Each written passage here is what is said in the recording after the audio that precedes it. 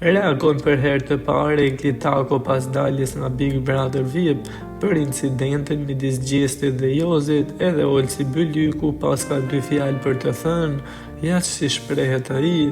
Incidenti rënd ku Jozi goditi Gjestin, gjë që solli edhe një indinjat të madhe në publik, duket se vetëm ka shtuar përkrajen më të madhe ndaj Gjestit. Teksa Jozi tashmë ndodhet në stacionin e policisë, Gjesti është më i sigurt drejt finales së madhe. E në këtë finale një vend ishte edhe për Eglin, me të cilin pas rikthimit në shtëpi, Gjesti është treguar mjaft i lumtur për këtë fakt.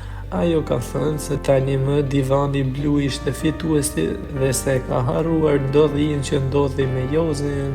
E megjithatë, familjarët e Eglit duket se të qetë pas mbylljes së kësaj situate, kanë reaguar në Instagramin e Eglit, të cilin e menaxhojnë duke dhënë edhe një mesazh për situatën dhe incidentin e ndodhur, teksa shkruajnë: me Gjestin dhe familjen e tij në këto momente jemi të pafjalë, pa besi në kulmin e saj, ka shkruar nga Instagrami i Eglit, teksa vazhdojnë ndër të tjera.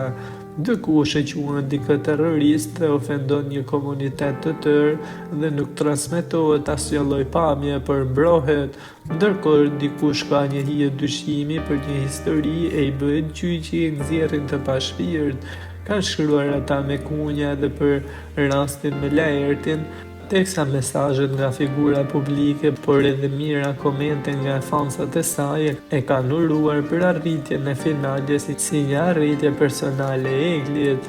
Nga ana tjetër, ish partneri i Eglit, Olsi Bylyku, ka reaguar i neveritur nga veprimi i Jozit, teksa ka shkruar në Insta Story: kjo është ajo loja që ju ofrohet si lojë nga televizioni që ju aq shumë doni, ajo neveri që pam ishte risku një konkurrenti të nderuar si Gjesti, për fatura saj që ju të gjithë keni investuar për të kaluar kohën.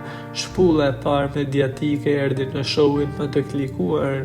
Nuk e di sa shpullat e tjerë do të merrni nga verbëria që ju keni investuar, që gjithçka është në kuadër të lojës pasha Zotin. Ju lutem hiqni dorë nga mendimet që gjithçka është zbavitje.